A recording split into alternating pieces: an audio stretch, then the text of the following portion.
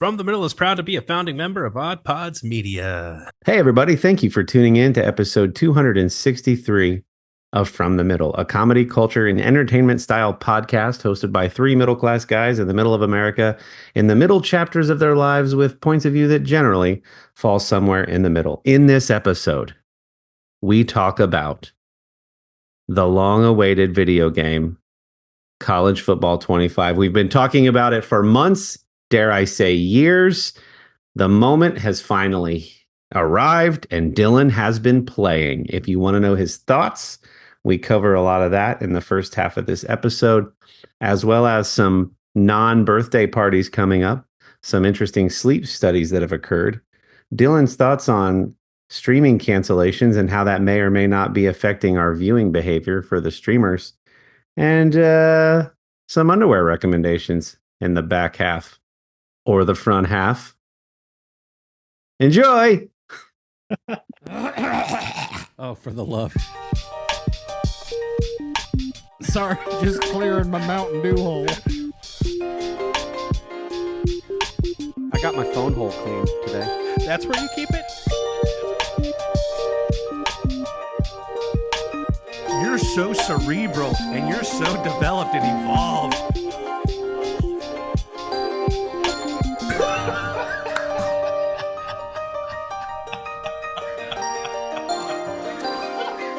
From the Middle after dark over here. This is comedic gold. I feel like we should be recording. Hey, everybody. Welcome to another episode of From the Middle. I'm Kory. That's Dillon over there. And our good friend Kendall. Excited to be with you all tonight this evening as we're going to talk about all kinds of things going on from a middle point of view. If you're new to the podcast, we're a comedy, culture, entertainment, and interview style podcast. And we're three middle class guys in America with baseball bats. Hey, how you guys doing? Coming in soft like a cotton ball, my friend.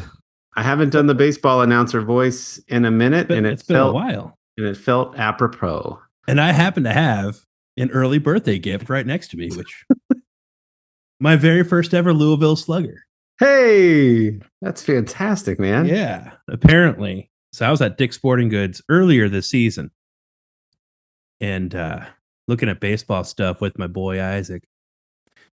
And I had told him that, man, I've always wanted just like a regular, like the cheap, classic, plain Louisville Slugger wooden baseball bat. Sure. Never had one.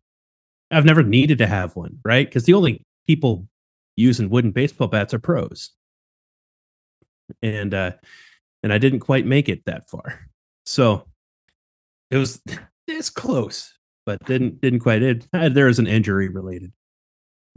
But lo and behold, he went to Dick's Sporting Goods with my lovely wife at some point, and they picked one up for me for my birthday. And he's been hanging out with it. It's been hidden in his closet, I think, this whole time. What a guy. What was possibly more surprising is that, so like Amy whispered something to his ears, and because she's going to be out of town on my birthday, which is it next week? Next week, The 31st. yeah. And so like she whispered apparently to him, "Hey, you want to go give it to him now?" And then he ran upstairs and then came down, and his sister Lydia was holding up a blanket in front of him as he came marching into the family room. She lowered the blanket, and there was Isaac with two Louisville Sluggers, matching ones of different sizes. And he bought his own with his own money so that he could have one just like mine. That was part of his gift. That's adorable. It's freaking amazing. It's the best gift that the kids will be older someday and they'll listen to this and they'll razz each other over statements like this. The best gift I think one of my kids has got me.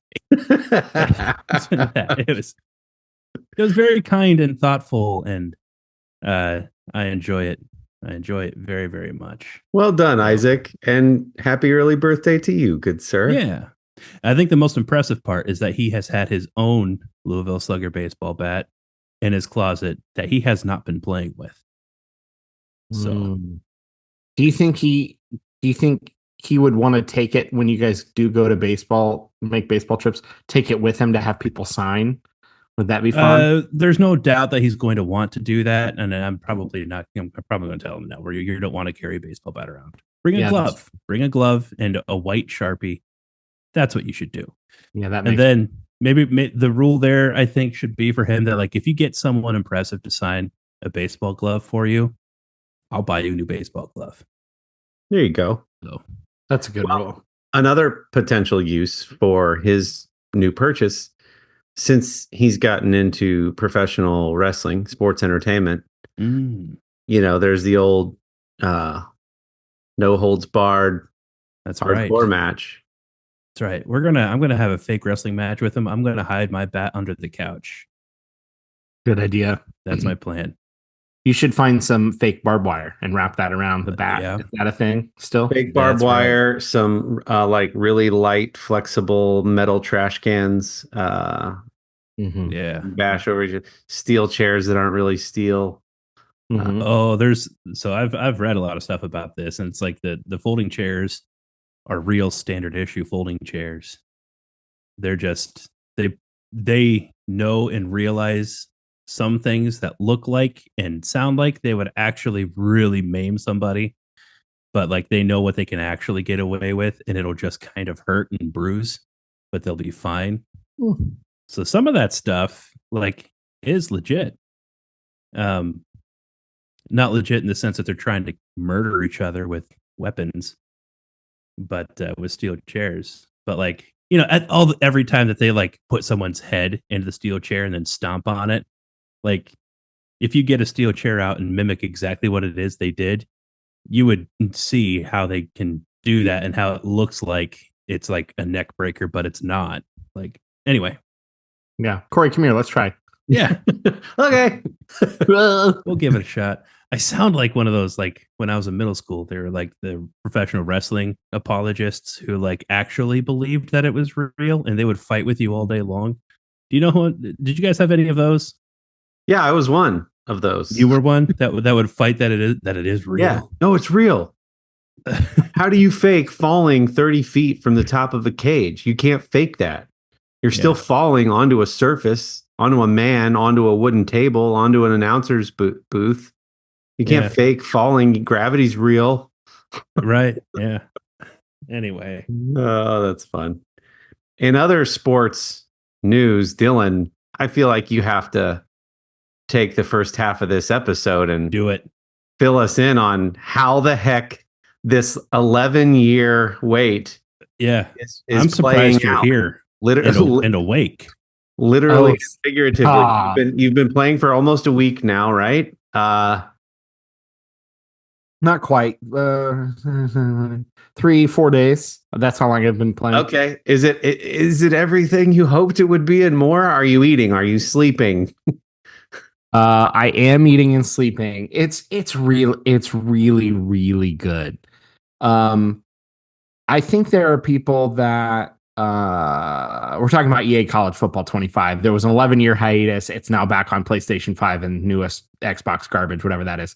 So we've been talking about it for ad nauseum for months. I'm so sorry. I can make this fast-ish. What? So there are people who like don't trust EA at all to put out a quality game and then fix things after the game comes out. I'm very aware that that's EA's reputation. Even though I've not had a terrible experience with EA myself, I'm aware that that exists. However, it's been so long. If even just the Play Now features looked as good as the presentation, and there was some Dynasty features where I could do custom conferences, I was always going to be a pretty darn happy guy. And I feel like that falls a lot in line with how we feel about like Star Wars and Marvel and these big franchises. Like the only real question is, are you entertained? Now, from here on out, now that a game exists, can I be nitpicky with every yearly release of the game and decide which ones I do or don't want to put my money into? Absolutely. But overall, the Play Now, the game looks great. It sounds great.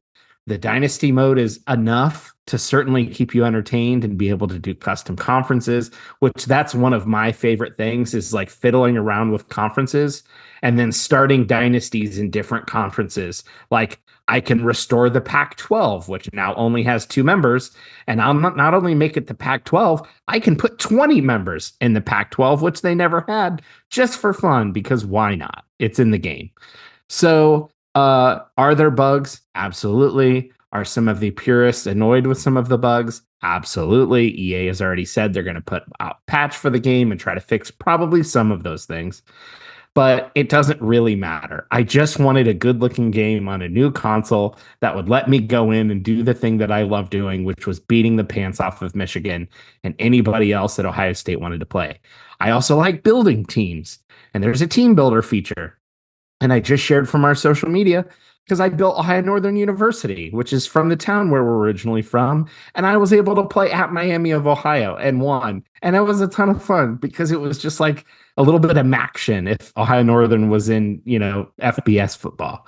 And so it's really good. It's plenty enough of a good game if you're just more of a casual gamer and you don't live and die by Madden, or you don't live and die by whatever. There's plenty of fun to be had. You can goof off. I think people will enjoy it. So yeah, it's been a blast. Yeah, it sounds kind of like your approach is like many people's approach to like NASCAR Heat, which is you go for pole position and you get the first pole position. That's your goal, because what you then plan on doing is at the very first lap, or no, you want last pole position. Because then once the race starts, you stop and turn around and go the other way, and you have competitions with your friends to see how many cars you can wreck on the first lap. Yes. Yeah. It's like playing Grand Theft Auto and never needing to really care about the storyline much. You just want to drive around and goof off and have fun. And some people play the story and some people play online, and some people just like to goof off for an hour and wreck cars. And it's fine. And so that's where I am. It's been a lot of fun to play. I've had a ton of fun messing around with dynasties, different conferences in dynasty mode. Yes, I look forward to them fixing some things too, because there are certainly some bugs. But after this long of a wait, it was worth it. And I just saw some numbers. There was the deluxe edition was $30 more. And basically, you just got to play a few days early and got some in-game bucks that cost EA nothing. But it's just bucks you can spend in one particular mode called Ultimate Team. They made $66 million just on the $30 surcharge of people who wanted to play 3 days early, but got physically nothing extra other than the 3 days. So they're going to make lots of money off of this game. They're going to make it every year. It's up to people whether they want to buy it every year or not, and whether it's worth it. But it was so worth it after this long of a wait. It was great. I'm going to keep building teams. I'm going to keep playing custom conferences and play now and goofing off. And the game visually looks awesome. So it's a huge bonus. So we talked about a few episodes ago, I think, the gameplay video that had come out on YouTube that EA had shared. And my observation was that they added a lot of really interesting looking mechanics and features, some of which to the uninitiated, and I'm a casual sports gamer, but I game frequently. Some of the mechanics almost seemed a bit intimidating, like the pass, the little pass meter that increases your chances of catching a pass. Things like that. How do you find those things to be? How many of those have you dabbled with? Or is it, if you just want to come in and not have to worry about some of those features, you can turn those mechanics on and off and still enjoy playing as you did 11 years ago? Yeah, you totally can. So it's super approachable for anybody who just wants to try it. And frankly, a lot of the EA games, by the time you get to around Thanksgiving, are like $30. So like if you don't even want to shell out the 70 or whatever a new game goes for, just wait a couple months. But it's totally, you can jump in not knowing much. There's 4 difficulty tiers, so you can easily start on the lowest tier. And there's, every time you go to pick a play, You can look at formations, offense or defense, or there's coach's recommendation. And you can literally just pick from what the computer tells you they recommend to pick on those types of plays. There's also sliders. So you can go in and adjust, like, everything is sort of at the a middle set of sliders. So not like a 0 to 100 scale. It's like 0 plus 50 or minus 50 kind of thing. So you can go in and pump up your quarterback accuracy if you're tired of throwing a bunch of incomplete passes, and just adjust sliders for things like penalties or quarterback accuracy or breaking tackles and stuff like that. And you can go in, there's a couple systems for like injuries and wear and tear, which the older game had, but it was not as developed as this. You can go in and turn off injuries and wear and tear and never have to worry about subbing out players or things like that. So there's totally stuff you can do to make it much more approachable. Like, I put Ohio Northern in the game, played on freshmen with injuries and stuff, with no slider adjustments, but it was just on the lowest difficulty.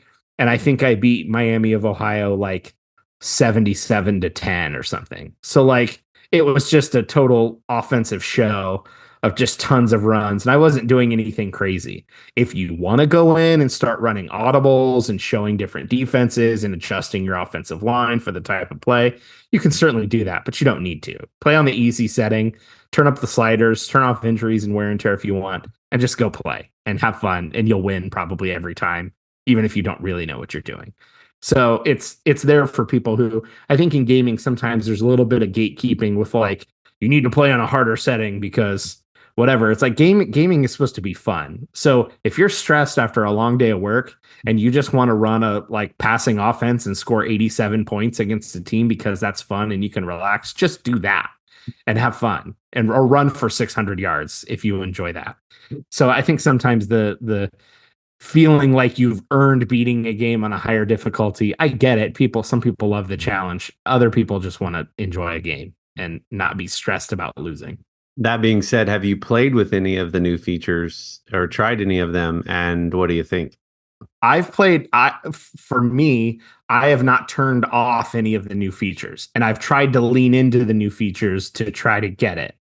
I'm getting my bearings a little bit, but I went into, on a harder difficulty, I started a dynasty as Maryland and created the Old American Conference just for fun, because I wanted to play some of those teams. It was not, the conferences weren't exactly realistic, but enough that you're playing against West Virginia and Pitt and some of those teams.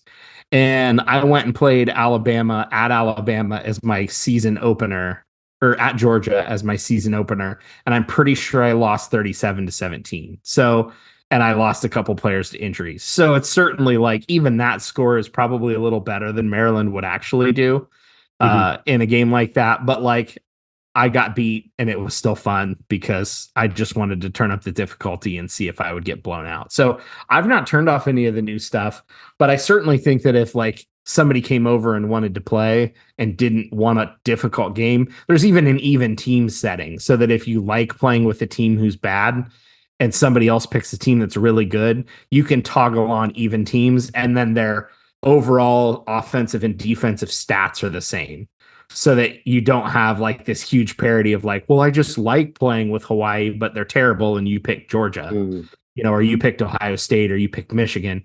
You can go in and still make it a competitive game with even teams. So you adjust a few settings and you can easily make it fun for everybody. And of the bugs, which is the most, which is the one people are complaining about the most, or have you found to be like, yeah, that is a bit annoying, but I'm patient and I know they'll fix it. Not being negative, just. Yeah, everybody plays a little bit differently because there's different game modes. So some people play a lot of online head-to-head. Some people do play Ultimate Team, and Road to Glory is popular. I like Dynasty. So one thing that was a sort of bug in the old game, not a bug, it was a limitation. You couldn't move. You had to have a minimum of 4 teams in a custom conference, and you couldn't totally clean out a conference. So like somebody had to be an independent team. You couldn't have no team as an independent.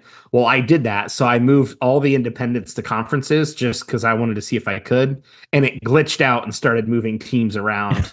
I didn't move because it didn't like that I basically deleted a conference, which wasn't a conference. It was the independent group, but still. Some people don't like that the O-line feels broken right now, which is probably a logic thing. Some people don't like that the sort of running lanes feel too squared off. So like if a defender gets caught behind a receiver and is trying to catch up, they run more like L-shaped zigzaggy sometimes than they do direct. So like some of that is just buggy stuff that EA is going to have to sort out, but I don't really notice it. It's not like nothing's been glaringly bad for me outside of some of that. On the team builder, some of the graphic lay stuff hasn't worked. So I was building I'm in a couple groups and people were requesting like, hey, whoever's good at team builder, can you make this team for me? Because I suck at it. I like doing the research and looking up schools and their field design and their uniforms and trying to make everything as realistic as possible. So I was building the University of North Florida Ospreys, and I pulled up Google Maps to see their field, or maybe it was a different team, doesn't matter. I pulled up an image to see their field on Google Maps because I wanted to get the spacing on the end zone and the words just right. But I could only put words on one end zone. The other end zone was like glitching and wouldn't ever actually let me apply any words. So stuff like that, like, yes, it's annoying, but I can also just turn off the graphics and have paint in the end zone, and it's not a big deal. Yeah. So those will be quick fixes, I would imagine. Yeah. So if you just want to play and haven't played in a long time, buy it or wait till it goes on sale and buy it, and you'll have some fun with it. And hopefully EA will iron out as many of those things as possible. And they're gonna need good reviews for a little while to try to make as much money as they can by Christmas, and then they'll probably quit caring after Christmas. But they're gonna at least probably work on some stuff before then. So. Well, there's been a ton of memes going around about the state of our union and what's going on in the world. And then you shared this one on our From the Middle for the Middlers Facebook group, and I thought it was hilarious. Yeah. So if you're on YouTube, and this is a good time to go out and while we are primarily podcasters, we definitely have a YouTube channel, and check out From the Middle podcast and go subscribe, and you can see what I'm sharing now, or go to our Facebook group From the Middle for the Middlers. But it's essentially the old flex tape commercials, the magical tape that can fix a leaky boat or whatever speedboat, and or a giant cylinder tank of water. That is the world falling apart, and all you got to do is slap College Football 25 on it, and everything will be okay.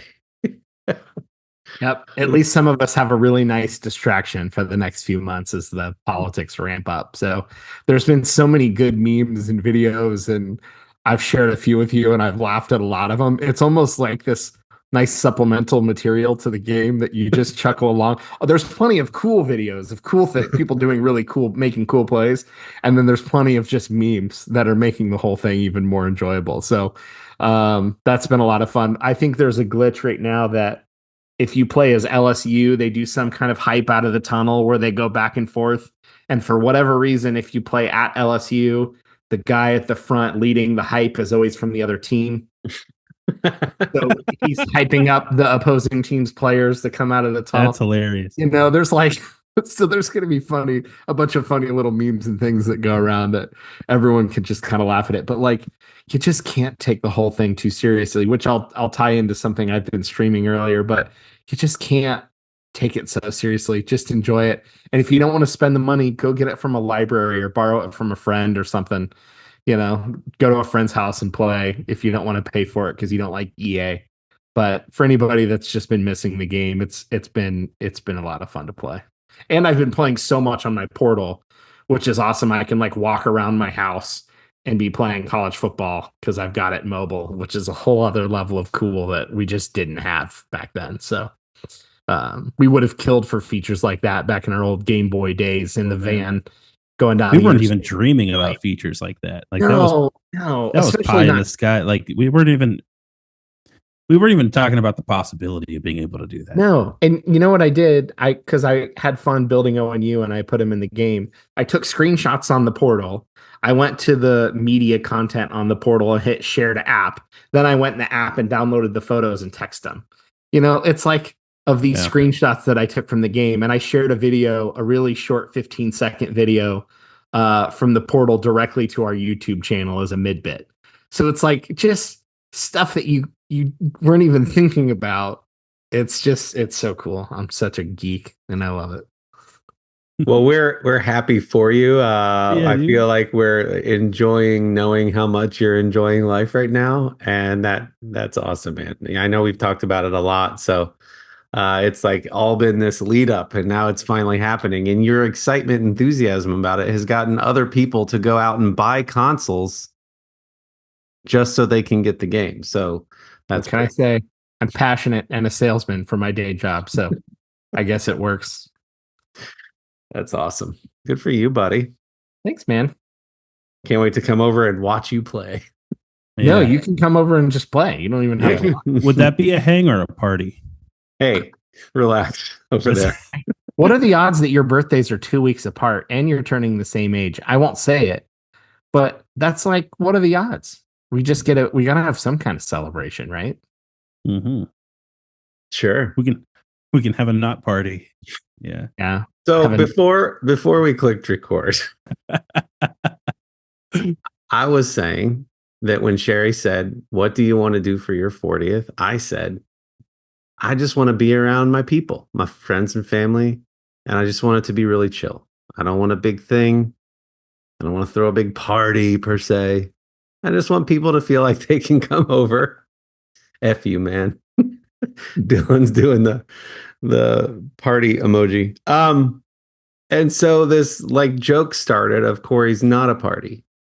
And so as she's, telling me, "Hey, I've got a guest list," I'm like, "Stop right there. Don't call it a guest list. You're not helping the branding. Words are important, And so as we start planning the not a party, she's like, "There's going to be cake, a crap ton of food, over 60 people. Kids are going to swim. There's going to be cornhole and music, and it's a party." Mm-hmm. I'm like, "It's just a hang." So this is the joke. It's just I don't know. Something feels weird about throwing a party. I feel like if you're under 10, not 10 is too young. If it looks like a party and it acts like a party and it poops like a party, I'm pretty sure it's a party. I just feel like throwing parties for birthdays past a certain age, some might look at and think is a little churlish. I don't think anybody would think that. I think that is you who is thinking that. I also will say this: you can call it not a party all you want. That's fine. But the truth is, when I'm like talking to my wife about Kory's hang, we use the word party. and so is 60 other families out there. So you're opting to not have a big hang, a big bash, a big party, perhaps, or are you? Or what are you guys doing? No. We were talking about your not party. Yeah. Well, what's your plan for yours? For mine, I'm not having a bunch of people over, but I would still say party. Yeah. Maybe this, even though it's just going to be the 5 of us.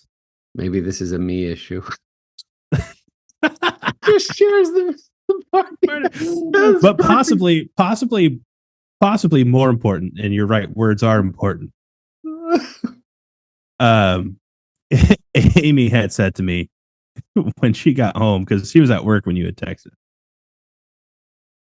and she's like, "Just so you know, there is no way that we can make it to Kory's party, not because it's Isaac's birthday or anything like that, but because he used the word presh as a no-presh instead of pressure." And she thought about that, and she's That's like, awesome. he had to type that out. He probably had to delete the autocorrect to say presh instead of pressure. It took him longer to use pressure. to use pressure. Did you text that? Did you text that with your hat on backwards and your Air Jordans on while you? Oh, come on, you guys. I'm feeling the love. This feels like a whole Seinfeld moment of like, are you gonna go? No, he didn't. It's not even a party. He just said it's a hang. If it was a party, I would have gone. But since it's not a party, I don't feel like I need to go. There's probably like a whole thing there that you did with some people. What is it? I don't know. It's not a party because he didn't say it was a birthday. If it was a party, I'd feel like I need to go, because it's like birthday. But if they're just hanging out, I just want people to come over and hang out for hours with an adult beverage in their hand and listen to music and bring me gifts. Is that so much to ask? And eat some birthday cake. And eat some birthday cake. That is not a birthday. What's the real fear? Is it just that people get to the real actual core? Do you just not want people to show up and say happy birthday? We know you like attention, so it's not that. What is it about calling it a birthday party that makes it feel more infantile? Why can't it just be a birthday party? You don't think classy people have birthday parties? No, I think it's the open house aspect of it that I want to maintain, right? So there's no set time where they're like, okay, we're bringing out the cake. And I don't want designated time slots for stuff. I just want it to be an atmosphere that you're not missing anything if you come early. You're not missing anything if you stay till midnight. It's just whatever. I want it to, then there's like, people got to like schedule for it and plan for it. And like, oh, if I'm not in that window, then I miss something. No. Come from 10 p.m. to midnight. No pressure. The word, no pressure. The words birthday party and open house are not mutually exclusive. It's not like if you put one in a text, you're not allowed to include the other. You can say, hey, we're having an open house birthday party. You're welcome to come over anytime. Feel the need to bring a gift. I like nice things. That's all you have to say. And then people will get the vibe, no pressure, that they can just come whenever they want. And it's... Yeah, I don't know. Laid back. You could say laid back 3 or 4 times in the same paragraph and people will get it. Yeah, it's a brand and marketing thing. It's just a vibe that I'm after, I just want that laid back, open housing, no pressure vibe. That's all I'm really after. I just want it real cash and cool. No big thing. Shakas all around. Yeah. Mm-hmm. We love you, Kory. It's there it is. In there. Just real cash. Real cash. Super cash. This feels like a great spot to take a break and for me to do some real soul searching and hear some words from some of our friends in Odd Pods Media. Presh. There's not a commercial break long enough for that. So Hey, this is Grab and Brisket Podcast. Join us every Monday where we talk about the latest trends in barbecue, interviews with world top pitmasters, celebrity cooks, like Wee Man from Jackass. and musicians. Like Rich O'Toole? So check us out. We do beer reviews, barbecue fails. So many fires. Dude, a lot of people just burn their houses down for no reason. We also talk about cocaine hippos versus Beth Gators, Learn how to make some tailgate gravy. altercations with Texas Rangers. People throwing Reese's peanut butter cups. Yeah, so check out grabthebrisket.com for podcast info, viral social media posts, and so much more. I took Isaac. Man, getting kids' names mixed up. Well, You'll he's just your understand. favorite now, so that's why. Well, that's he's the one who's always on my mind. No, the other kid, what's his name? Joel, right? It's the Joel one. That's it. Yeah, Joel. Took him to a sleep study, which was a fun little adventure. So Nationwide Children's Hospital is somebody within the hospital is doing some research apparently on sleep behavior and memory function or something. And whenever they do these kinds of things, they need to have a pool of normies to create baselines. And in order to do those kinds of things, they offer to pay kids to come in and do stuff. Our kids, since Amy happens to work in the lab, she hears about many of these things going on at Children's Hospital, and so we get our kids to do these things. They're happy to do them because they get paid for it, and it's really cool. One time, all they had to do was spit in a cup. There's a line on not a cup, on line on like a vial on a tube. Vial is the wrong word. My wife's going to kill me. But they just had to spit in it for like a really long time. They had to get to a certain line, which was actually kind of hard to do, how much spit they were asking from you.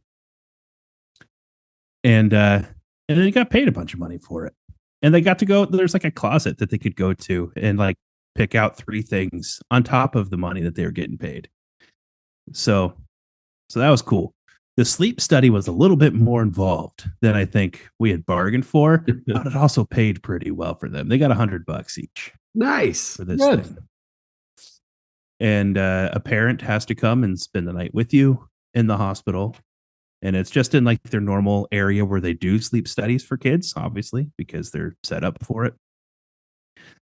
And guys, it took like, you get there and there's like maybe 30, 45 minutes of just registration stuff, and get into the room and checked in. And Joel did like a memory game for a while.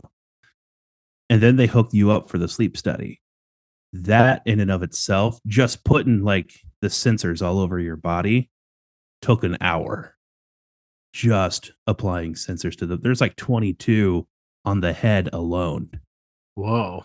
And you're thinking we're just going to go in there and knock out, and then they're going to. Well, I assume there would be some, but I wasn't expecting like all of that prep work. It was fine, but the whole time, like, there's this like nasty smelling like glue that smells like paint thinner that they're using to stick the stuff onto your head, and which they have a chemical that they use to like get rid of it afterward. So that part's fine, but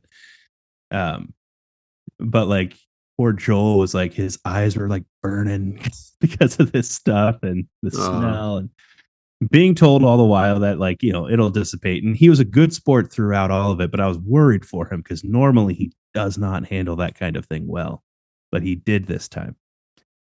So I was proud of him for that. So, and then they wrap you up kind of like a mummy a little bit to make sure that all the wires stay put while you're sleeping. And then they monitor you overnight. And the nurse, what I learned very quickly, the nurse who is setting up, attaching all of the things and everything, is also the person who's monitoring you while you're sleeping. What she is used to, a lot of the time, kids are getting sleep studies done because they have an issue. Mm-hmm. Sometimes it's not just like, we need to find out if there's sleep apnea. Sometimes it's like serious issues. And she doesn't know that this is for a study or anything else. She just knows that this is the patient that she has tonight. Mm. And so like there was one time when like his breathing monitor wasn't working properly. She came rushing into the room asking if everything was okay. Which everything was. And then this was on Thursday night last week. Around 12:30, just after midnight, was when the big Microsoft fiasco happened. Computers across the world shut down and like didn't get them back until later in the morning at best. For children's, it was like more like noon that they got stuff back up and running. So then overnight, like her computer that she would normally be using to check on him to make sure he's okay, there's even a camera involved so that she can see him, wasn't working. So she has to like pop in frequently over the night just to make sure the kid's still alive. And so, which thankfully, like, and I didn't know that any of this had happened. I was sleeping through most of that. She only woke me up once, and that wasn't on purpose. I just happened to wake up and she was in the room. But we went through all of that, and hopefully, like nothing happened with the data or anything else like that. I know that he wasn't able to play all of the memory games that he was at, that because part of the point is take the memory game before your sleep, then we're going to monitor your sleep, then you're going to do those same games in the morning. Okay. And and so, but the games were on like the coordinator's laptop, which wasn't working. And so there were some issues there. Apparently she was still able to give him something to do. So hopefully there was something, but it still might have all been for nothing. So hopefully, but he gets paid. He still got paid. He still got paid. Enough to throw a kid party. Yeah. That's a cool experience. You had sent us a photo of you and him in the hospital, and he's in the bed with like all this stuff on his head, and then one like lit up right in the middle, and this cool space helmet thing. What a cool experience. And it's fun that you sign them up for those things. Yeah, it is fun. Yeah, there are little guinea pigs. They've given blood so many times. Like we've got 9 and 8-year-olds who like aren't afraid of getting shots or drawing blood because they've done it so many times. Yeah, and to them it's equated to income. So they're like, bring it on. Yeah. You can let them know. Sleep study, been there, done that. Not as a normie. I didn't even get paid. I just got a CPAP machine. Is the only thing I got out of it. So that sucks. Yeah, not $100. I would have rather have had. Well, I got a explanation of benefits from my insurance company too. Didn't get anything cool, so he already had a way better experience than I did. That's true. Microsoft thing, I just learned today from Sherry how big of a deal that was. I just thought my Outlook wasn't refreshing, and she's like, no, like flights all over the world and like major. Do you guys know much about that? I didn't know what it like major server outages. It was a cybersecurity company that contracts through Microsoft, I believe, to a lot of businesses and corporations and medical systems and things like that. And it all stemmed from one of their updates that got pushed through Microsoft. Yeah. You can Google, I saw the number of flights across the US up to, and then during the initial like phase of the outage and the amount of flights, it's like a map of the US and there's tons of green little planes. And then it just plummets. Like the number of flights just totally dropped off. It was huge. Maybe don't say plummet. Well, sure. The little digital planes and little digital pilots. No real lives were lost that I'm aware of. So yep, no real lives lost. It's sort of like when you on college football leave somebody in the dust as your running back goes all the way down the field. It's just a little digital heart you've broken, not a real one. So it's fine. That's true. It was a big deal. There was tons of stuff.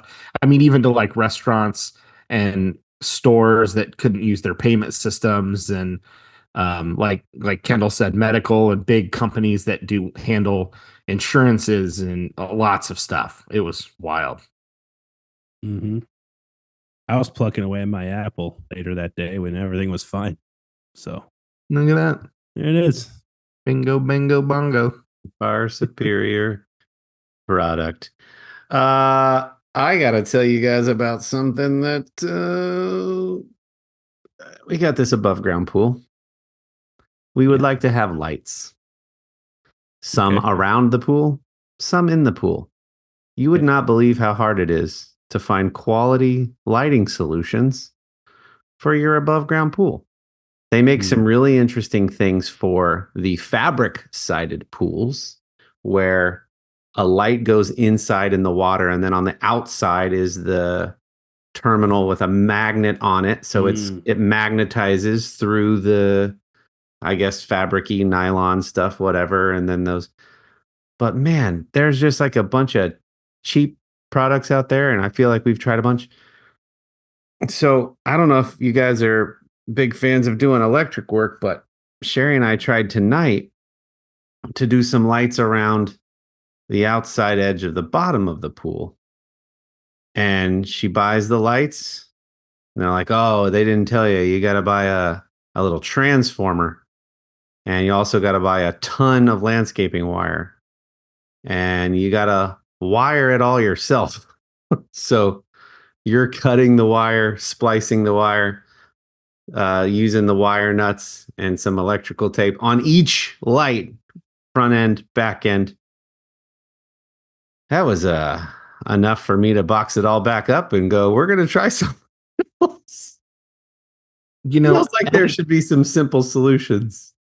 I was going to say, there's so many like weather resistant outdoor strips of LED lights that are like, it feels like there's got to be something, or like a little outdoor light that runs on a battery, but it'll last for like hundreds of hours. And there's got to be something. There's like a teeter-totter of like wanting it to look not tacky and stay up for more than one season. So it's got to be somewhat durable. A lot of the solar solutions just don't put out enough light. Yeah. Like in the pool itself. Anyway, this is a first world thing, but you'd think Absolutely. that there'd be some known solutions for this party we're having coming up. And you're up against it. It's not a party, but it for whatever it is. Kory's hang birthday shindig. So anyway, that's just a really small thing, but it was enough to stress me the heck out this evening. Sure. But we sure gave it the old college try. Well, I think you need to think outside of the light box on this one. There's got to be some battery powered something you can put on a, you know, like the plant rod, like the hook rod you can put in the ground and hang a light, or like weather resistant strips something you can hang or hook up, or something that doesn't have to be permanent you can pull inside.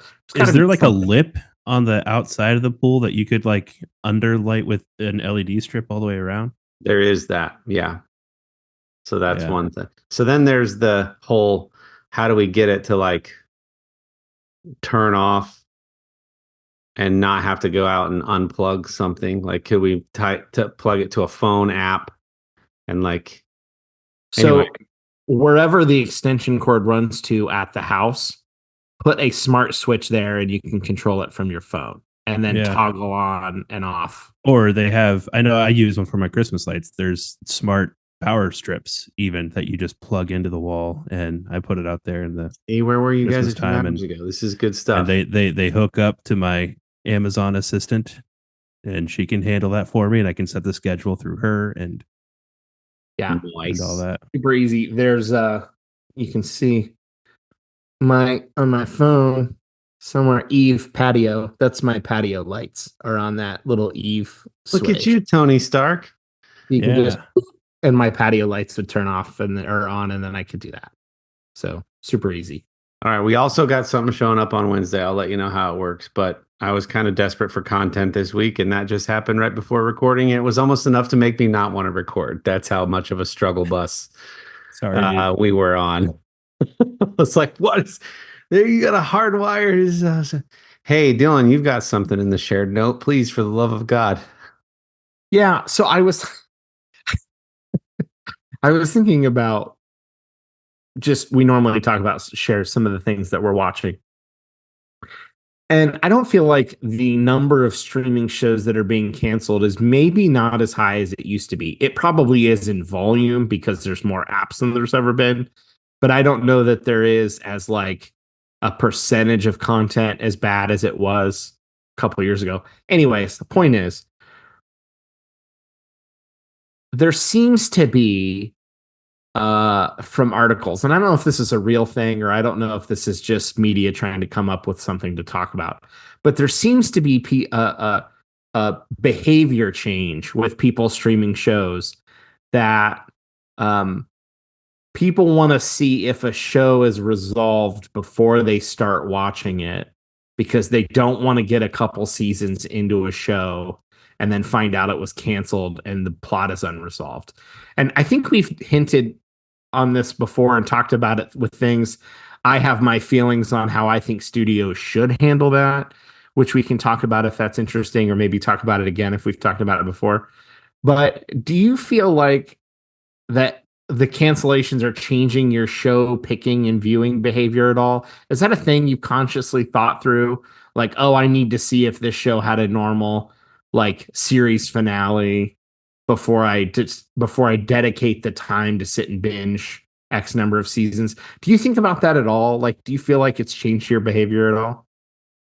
I feel like we've talked Absolutely. about this, but not from this angle. So I kind of like this angle. We've just talked about how you had talked about how you'll be a couple seasons into a show and it never really resolves, and you feel like they owe you like Yeah. some sort of like, I've committed this long to just like leave it hanging.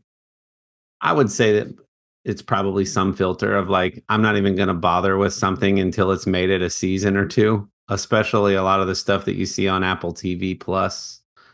That's like on the surface, it looks good, like the poster or the main ad, but you're like, let's give this a season or two, see if it makes its way into the pop culture, if people are talking about it, if it gets through a few seasons, and then I'll go back and watch. I feel like That's- part of Kendall, I'll just a quick comment and then I want to hear your point. I feel like what brought this up was I just saw that Halo was canceled after season 2 at Paramount, and people were like, the show basically ended with him becoming Master Chief. We didn't even get to see like where the show should have gone because they weren't following the source material. So that's what kicked off the thing. Go ahead. Yeah, no, I was going to say, like, my thoughts are more along the lines of what Kory just said. That I don't care so much if they're able to see the plot all the way through. If that takes 5 or 6 or 7 years, that's fine. But if they can give me a solid 3-4 seasons, then I'd be in.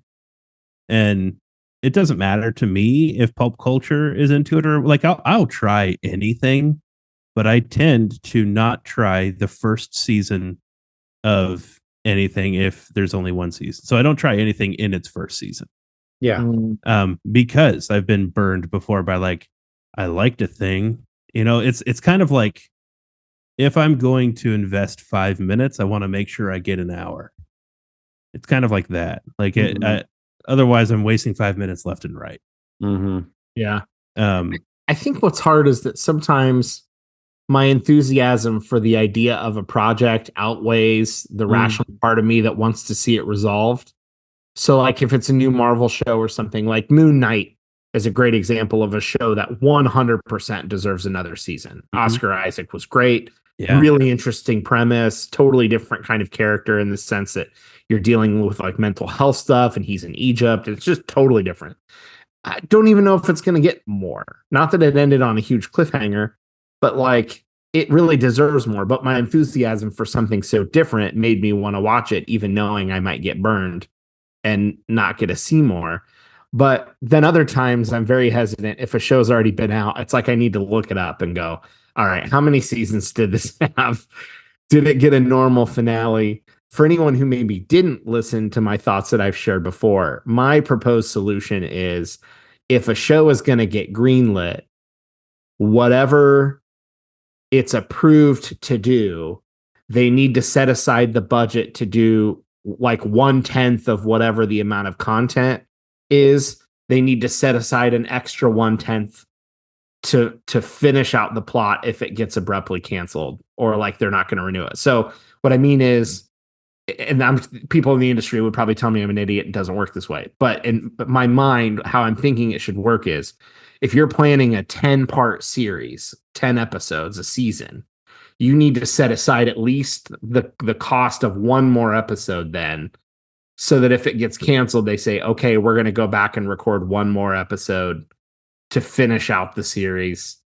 And that'll just be what it is. If you're doing a 24 episode season, like traditional cable, then that's like a 2 to 3 episode arc to round it out. If it's been on for 4 seasons of 10 episodes, by that point, you should have the budget for 4 episodes to wrap up the amount of content you need in 4 seasons. I feel like that's what they need. They need to earmark money, like cancellation money. And if they don't end up using it, they can use it for marketing on the last season or whatever they want to use it for. But I feel like they need to earmark a portion of what it costs to be able to wrap it up for fans, because they market to you to get your eyeballs on things to make money. And then they don't owe you any resolution if they just decide that it should be canceled, which feels crappy.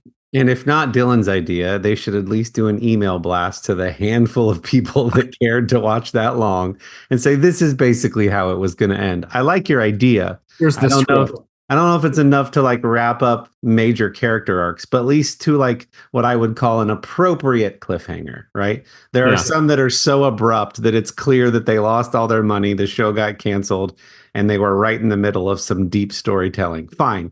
Then just take that extra tenth that Dillon just gave you and get us to like an appropriate, like some things resolve. And you're like, they sell a could graphic novel real Yeah. quick. Yeah.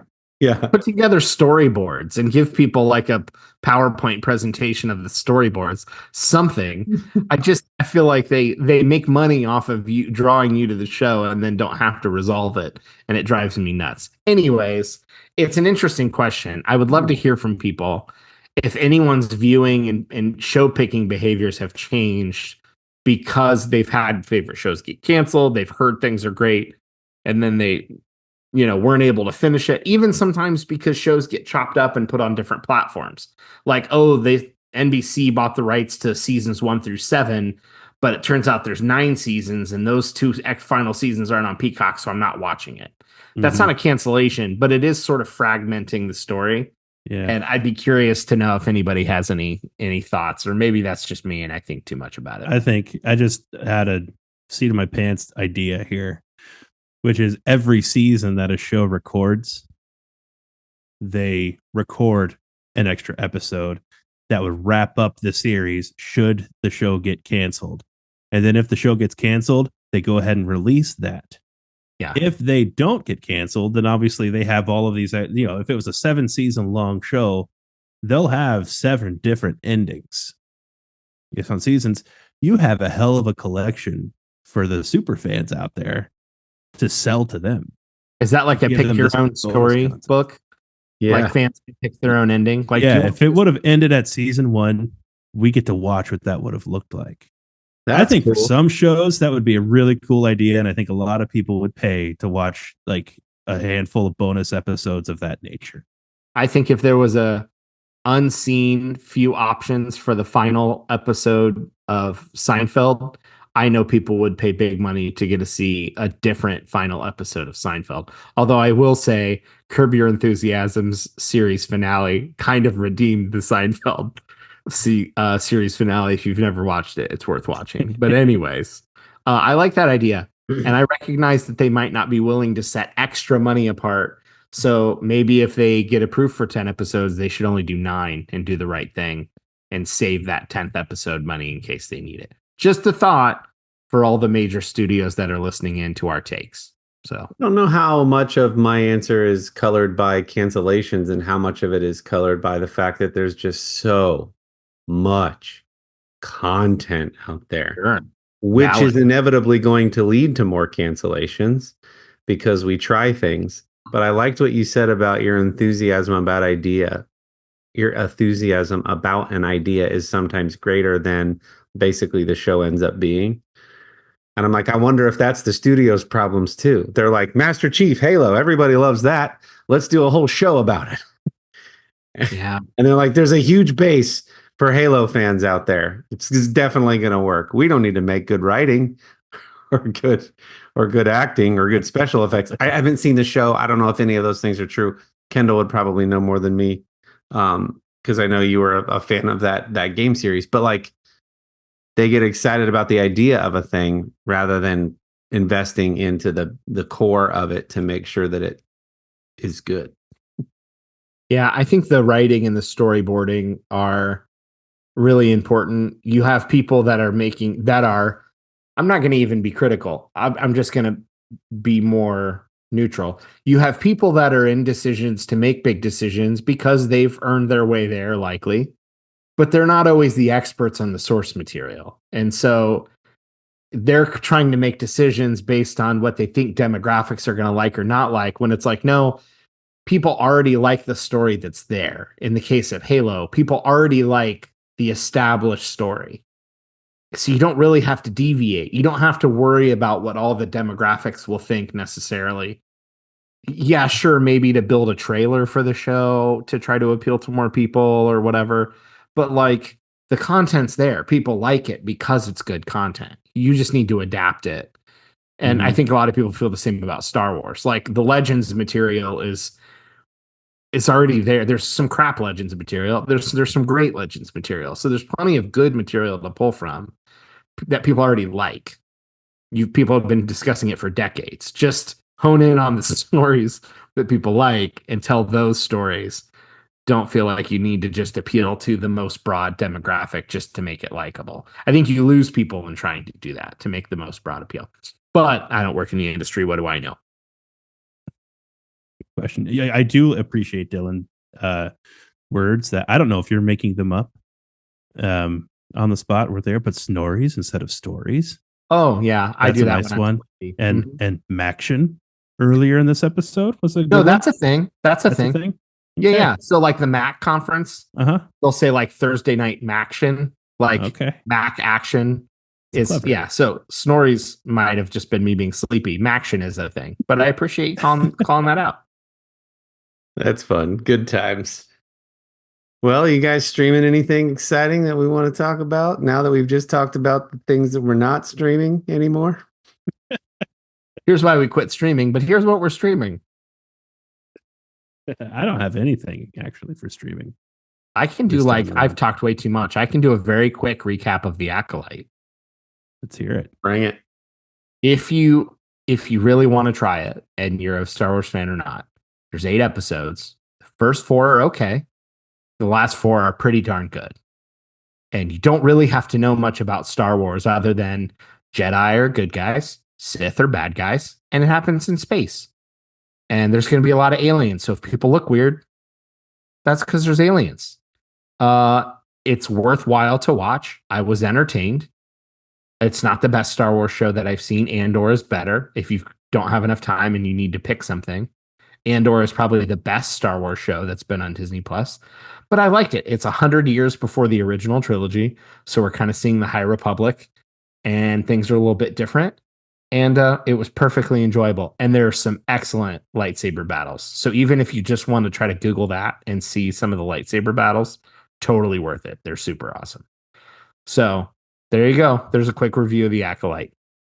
Fantastic. I'm not really streaming anything either, but I have a product reco, and they're not even paying me to say it. You guys know I'm a MeUndies fan because I'm a sucker for advertising and branding and marketing campaigns. But they have some, not to get crass here, but they have made some advancements, and there are some options that you can get in the MeUndies to separate things in a different way. Oh, so they're going the Tommy John's route. Yeah, so I know a few different brands have tried this, and each of them have clever little names for these advancements. MeUndies version is called the Ball Caddie. And it's a bit of a game changer. I've dabbled in the Tommy John's version of the thing, and I agree. Having things separated a little more, and there's fabric in strategic places to keep things less moist and sweaty. Yeah. And there's a pocket to keep your belongings. Yeah, it's pretty great. So less presh, less presh. And now it's a party. This has been a fun episode. Thank you for tuning in. Thank you to our sponsor, Artius Man, if you're still with us after this one. We really appreciate you. We really appreciate your products. And you listeners can get yourself a cart full of Artius Man products. That's men's grooming stuff. It's made mostly for beards and skin and hair and things like that. But the grooming and the facial hair stuff is amazing, and it's made right here in Central Ohio with all natural ingredient products. And you can get yourself some at artiusman.com. That's ARTIUSMAN.com. And you want to use promo code The Middle, all one word, all caps at checkout. There's a little promo code box at the end of your checkout right there, and you will save 25% off of your first order when you use that promo code. If you're already a customer, go out and get some more stuff. You'll appreciate it. We'll appreciate it. And Artius Man would appreciate your business as well. So check out their new scents. And I always say flavors, but they're really not flavors because you don't eat the beard oil, but it smells so good you feel like you could. It's been fun hanging out with you. Yeah, guys. but seriously, don't eat the beard oil. Don't I eat mean, the it's beard a oil. free country, but we don't recommend eating the beard oil. Maybe don't eat the beard oil. Maybe don't eat the beard oil. All right. See you all next week. Bye.